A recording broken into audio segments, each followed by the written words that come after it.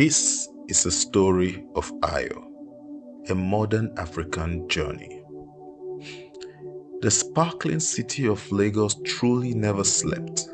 Its streets pulsed with life, where towering skyscrapers stood side by side, with shanty towns and the promise of wealth coexisted with the brutal reality of poverty. It was in this cacophony of contrast that Ayo grew up, the eldest of three children in a family barely surviving. His father worked as a night guard, his mother as a market trader. Yet their combined efforts could scarcely provide more than a meal a day. Ayo, forced to mature early, took odd jobs to support his family. Whether wading through waterlogged streets to guide pedestrians or hauling trash for a few naira, Ayo's hands grew callous with the weight of responsibility. Still, there was a flicker of hope in him, an unspoken belief that someday, somehow, life would change. Now, one evening, a sharply dressed man in crisp agbada knocked on their door. His gold-rimmed glasses gleamed under the dim light of the single bulb in their one-room apartment. Ayo's parents welcomed him cautiously, unsure why someone so polished would step into their dilapidated world. "This boy," the man said, pointing at Ayo, "looks exactly like my boss's son. The resemblance is uncanny," his voice cutting through the room's silence like a blade.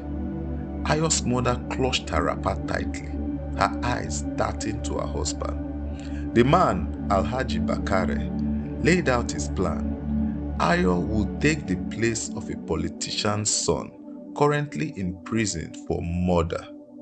In exchange, the family would receive a life-changing sum of money, enough to pull them from the shackles of poverty. That night, Ayo's parents sat in hushed conversation, their voices trembling. "How can we even consider this?" his mother whispered. "But look at our lives," his father replied. "This money could change everything. For us, for the girls. Do we let him suffer so we can rise?" When dawn broke, they had made their decisions. They prepared Ayo's favorite meal, lacing it with a sleeping drug. As Ayo ate, his mother's hand trembled. "Mama, this stew tastes different," Ayo remarked with a smile. She forced herself to laugh, her heart shattering. Now Ayo awoke to the clang of metal gates and the stench of sweat and decay. He was disorientated, his body aching from the cold concrete floor. "Where am I?" he murmured. "You're on death row," the guard barked. "Murderers like you don't deserve better."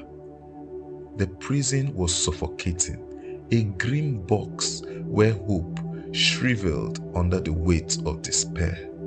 In his first week, Ayo was brutally attacked in the cafeteria over a piece of bread, beaten and bloodied.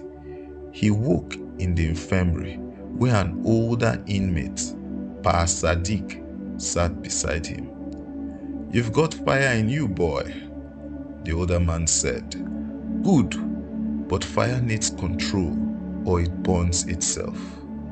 Pa Sadiq, a former school teacher, wrongfully convicted of embezzlement, became Ayo's guide.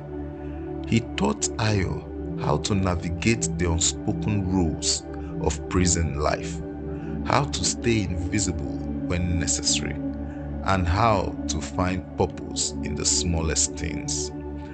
Ayo found solace in sewing. Pa Sadiq helped him gather scraps of clothes, and together they repaired torn uniforms for the inmates. Over time, Ayo's work grew even more intricate, blending patterns inspired by memories of his mother's market stall. When a guard noticed Ayo's handiwork, he mocked him but later requested a repair. Ayo embroidered a subtle palm frond into the hem, sparking admiration from the guard's colleagues. 15 years passed. Ayo endured brutal beatings, gang coercion, and sleepless nights filled with anger and betrayal. Yet, he emerged stronger, scared but unbroken. When the governor announced a pardon, Ayo walked free, carrying the weight of his past but determined to rebuild his life. Life after prison was unforgiving. Ayo even tried to visit his family home. He met a tenant who told him they no longer live here.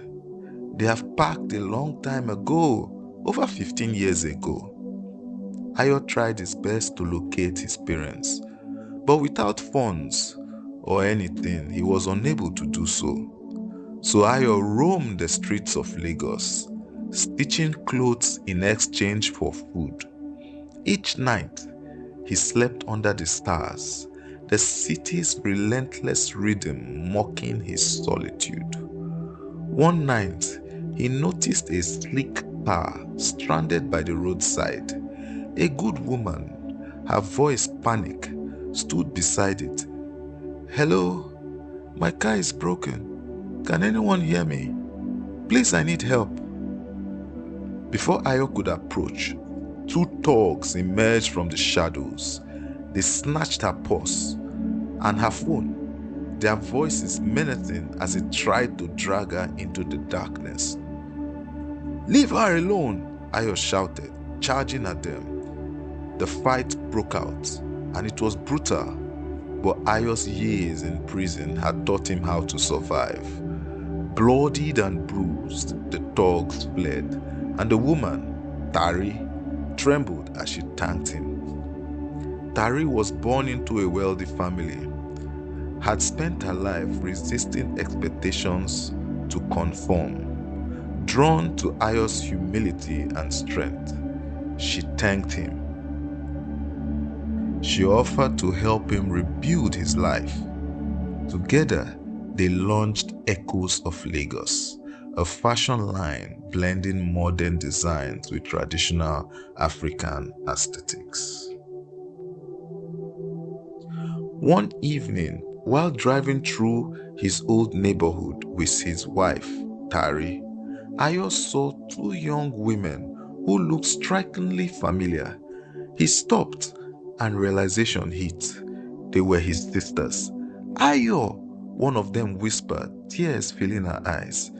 Their reunion was bittersweet. They explained that their parents, now sick and destitute, had told them Ayo had been kidnapped and killed years ago. "We've tried everything to find you," his sister said, her voice breaking. Ayo now decided to visit his parents in their new home. And when he got there, his parents were shocked and started weeping at the sight of him. His father, gaunt and frail, tried to speak, but Ayo's anger boiled over. "You sold me," Ayo said, his voice trembling. "You drugged me and left me to rot in prison. For what? Look at you now." His father bowed his head in silence, tears falling. "We thought we were saving the family," he said hoarsely, "but we destroyed it instead." Tari stepped in, her voice calm but firm. "Ayo, forgiveness doesn't erase the past, but it frees you from carrying its weight." Ayo paid for his parents' medical bill and ensured his sisters could pursue their education abroad. But he drew a firm boundary. "I'll help you," he said, "but you will never be my parents again." Through Echoes of Lagos, Ayo's story became a symbol of resilience and triumph over adversity. His designs, inspired by the contrast of his life, gained international acclaim. In an interview, Ayo was asked how he survived such betrayal and hardship. He paused, then said, "Lagos is a city of contradictions. It gave me pain, but it also gave me strength. I wear both like armor." Through his work, Ayo honored his past while forging a future.